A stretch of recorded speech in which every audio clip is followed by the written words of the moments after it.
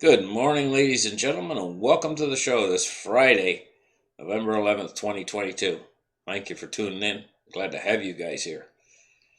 Now, one of the things I want to talk about, points I want to bring out, is about the difference between inflation and deflation. And it's almost like a pivot point. And we've just seen, we've went from CPI numbers of over 8%, well over 8%, down into the sevens all of a sudden. And there's also been a sea change in the markets. What it basically reminds me of is like a nuclear reactor.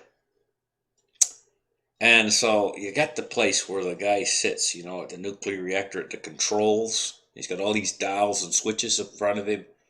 It's kind of like Homer Simpson. Anyway, okay, so he's sitting there at the controls, and there's this main dial in the center. It's got this dial that's supposed to be straight up, and that means the reactor's running cool and good and everything's good, right? If it goes this way, it means that the reactor's overheating. If it goes this way, it's not getting enough water or whatever.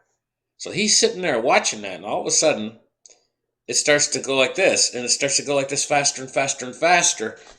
It's going to blow. Your reactor's going to blow up. Well, this is like our economy. Inflation and deflation is being harder and harder to control for the Fed. This flip-flopping between inflation and deflation. Right now we're in disinflation. But disinflation is the narrow road that leads to deflation. Why? Why is it getting so hard to control it? It's because of leverage. It's because of all this debt credit creation cycle that we're in. The more leverage we add to the system, the more harder it's to control it between deflation and inflation. And ultimately, if we keep going in this direction, if we keep adding debt to the system, it's going to blow up. Inflation or deflation is going to get out of control, and we're going to lose it. And ultimately, it has to the final act in this game between inflation and deflation is going to be inflation, because in the end they have to control the deflation if deflation comes. They can't let that, because of the damage it does to the system. All the money would dry up, be gone, and the system would cease to function. So then they have to pour the new money in that they can create endless amounts of, because they have an unlimited printing press. This ensures that this whole thing's going to end in inflation ultimately. This is kind of like our insurance and knowing what the future is going to hold for this financial system. So let's get started now, and let's open up the charts with that knowledge in mind. And I'm going to talk about something a little bit different right now. So we start the charts right here, and we're going to talk about something really interesting here that I found interesting this morning anyway.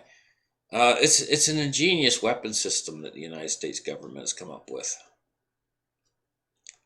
It's a crate, but it holds these four missiles, I guess, fit inside this crate. And when it drops out of like a C-130 cargo plane, it just slides out basically. And a parachute opens up behind it, and it drops in the downward position. And these four missiles drop out, and they're like cruise missiles. They got like a 1,200-mile range. And this system, it works on the back of a C-130 cargo plane. It says Rapid Dragon is a new cruise missile delivery method which begins by parachuting a long-range missile from the back of a C-130 cargo plane. The guided missile then shoots out during the descent of the large crate containing the projectile. They've had a successful deployment of this. This is kind of an ingenious weapon system, because who would think that a cargo plane would have such an innocuous system? Nobody would notice it even up there. A cargo plane hardly would have such a devastating weapon on board.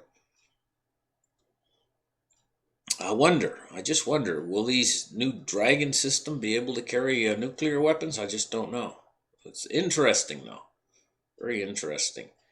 Moving on, we see a big sea change in the markets today.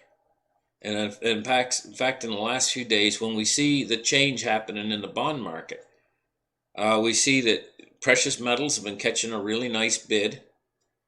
We see silver down today a little bit, but over the last few days, it's been catching a really nice bid. We're at 21.49 for silver today. Let's get in there and take a look at gold. It's up $6.40. It's 17.62 for gold. So gold's running a little bit stronger than silver right now. Let's take a look at cryptocurrency and see where we're at. And we're looking at a Bitcoin price of 16,850. Just keeps going lower and lower. Where's that floor going to be for Bitcoin? Ethereum at 1,262 today. So crypto has not been catching a bid. Gold, we see gold and silver has been catching a bid. Let's take a look at the Dow Jones.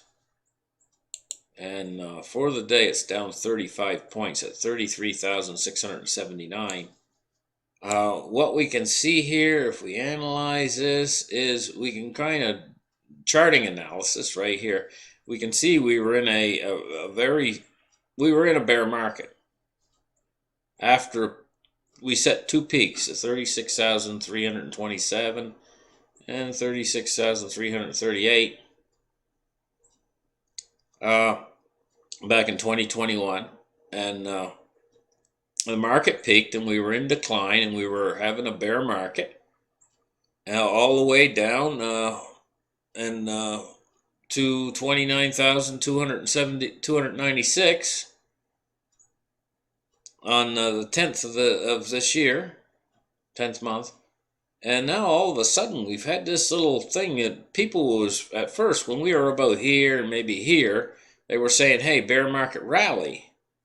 But we're right on the tip right there. I mean, we can't go much higher than this right here, and they're going to have to say, hey, what is this? Is this really a bear market rally, or is this something else? Is this the market starting to roar back to life again?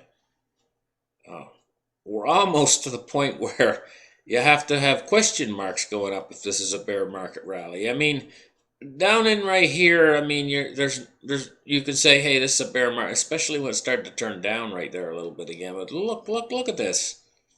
It's breaking through that trend line. Let's take a look now at crude oil. And this is a big move for crude today. Crude is up almost $3 on the day so far. That's over 3%, 3.46% at 89.46.